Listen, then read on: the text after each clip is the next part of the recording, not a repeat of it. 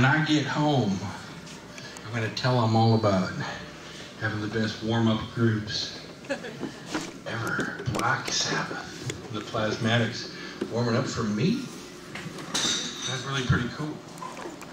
Is there a way to get a light like a little brighter? That's all the stage lights. It's quite a constant. Everybody getting drunk?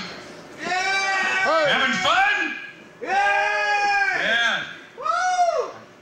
I'm the Whiskey Rebel. How many of you out there read Hit List? Has one of my columns already. Carbon 14.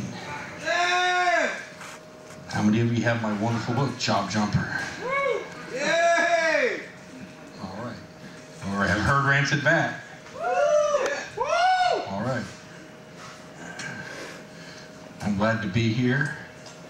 Thanks for coming out. You know, I was talking to Andy a little bit earlier about his wonderful construction job, and it reminded me of a passage from my book here, Job Jumper. I'm the job jumper because I'm totally unhireable. I don't know where the hell, who would hire me? Would McDonald's even have me anymore? I don't know. But I did my stint with Radio Shack. I sold I didn't sell vacuum cleaners. I was about to lie to you. I sold encyclopedias door to door. I was a temp for a year and a half. Oh, I've had some shitty jobs, but I've never been fired from a job. I can at least say that. But about 20 years ago, I wanted to get into the manly blue-collar end of the job spectrum. And Andy reminded me, but Andy's been able to succeed, but I didn't quite do as well. So I had found big, burly, flannel-clad working men to be a source of amusement growing up in a cookie land subdivision. Broad-shouldered bumpkins, like Andy, sporting hard hats and mean expressions. Hey, thanks. Were nothing like the puny, white-collar dads that ruled over their families in our neighborhood. I was fascinated by ham-fisted, blue-collar he-men I saw on TV like Claude Akins from Moving On. How many of you out there remember Moving On? Oh. Yeah. All right, a few. Most of you, big wheels rolling, moving. They didn't spout any hokum about peace and love like the hippies I hated so much. I could identify with their appreciation of simple pleasures.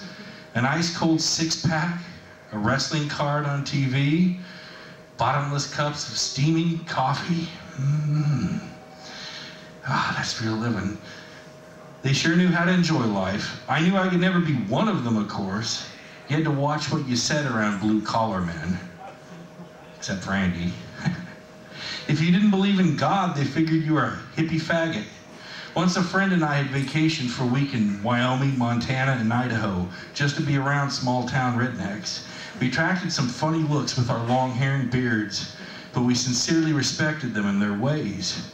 Now, I was going to be working alongside a whole yard full of Sonny Pruitt-type truck drivers and Johnny Lunch Pail hard hats. We reported to work at the manly hour of 6:30 a.m., Monday through Friday. We clocked out every day at 3:30 p.m. Wes, the boss, told me how much the fellas loved getting off work early in the afternoon. He winked as if to express his own personal delight at getting home earlier than other fellas not clever enough to work for Albina Fuel. Indeed, all my new co-workers looked forward to getting home early, enough to mow the lawn and hit the sack early. I was a bit puzzled right off by that. I thought the redneck blue-collar workers swilled beer in taverns after work. And how come none of them looked or acted like Johnny Paycheck? I never met a single fella at Albina Fuel who was cheating on his wife, or whom had recently been dumped by a two-timing wife, so far as I could tell. Most of them had fought in Nam and bristled when they learned that I hadn't, until I told them the war ended when I was 14. All these guys seemed to talk about was their lawns and boring stuff, about how they'd walloped their kid the night before for talking back. These rednecks were dull. I wished I was working with some flashy ones like you saw in the Walkin' Tall movies. I expected him to act like Jerry Reed, but was disappointed to find I was working with a bunch of cubes that reminded me more of my old sadistic PE coaches. The foreman's name was Rod. Rod. Within a minute of meeting him, I had learned he had fought the Kong and Nam. Of course, like everybody else, he wanted to know why I hadn't. Rod demanded that I roll up my shirt sleeve.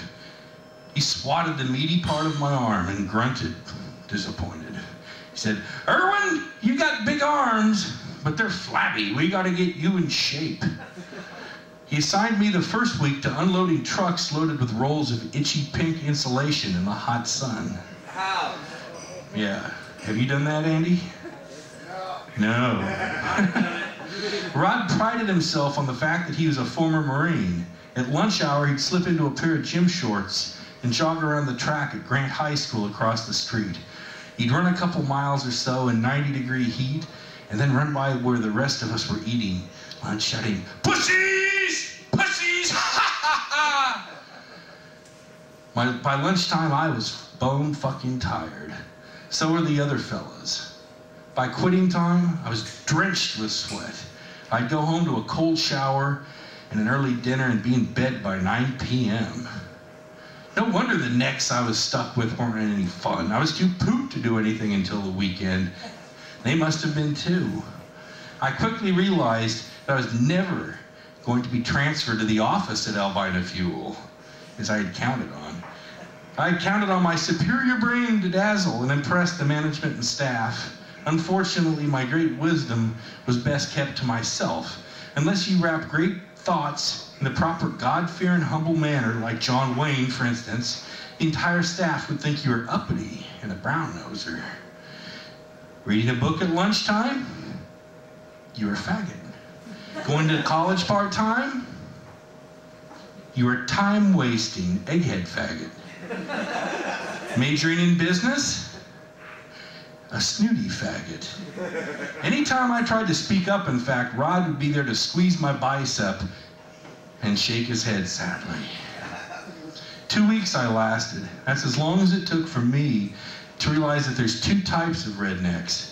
There are a few glamorous ones like you see in the movies, with a toothpick clenched between their teeth, swaggering out of a truck stop to push their rig a few hundred more miles down the road.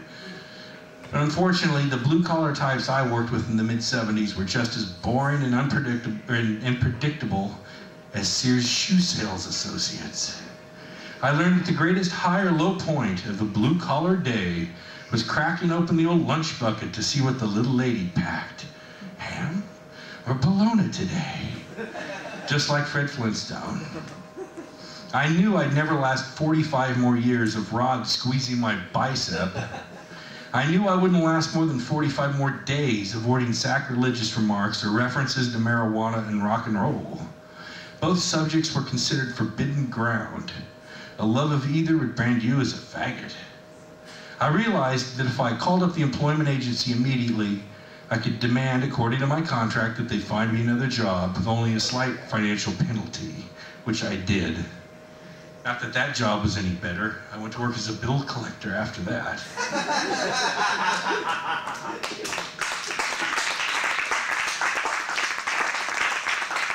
Okay. Now I know that you've all probably, or a lot of you have had some pretty crappy jobs out there. The point of my book isn't that I've had the worst, because I know I probably haven't had the worst jobs out there, but I had some bad jobs and I wrote the book about it. So, I'm sure lots of you have some pretty crappy jobs, but I don't know if any of you have ever sank so low as to work for Radio Shack. Any former Shackers out there? If you work in the food service industry, you're considered to be at the very bottom of your profession if you work at McDonald's. I think we'll all accept that. Or the food tank. They're known for hiring the most unskilled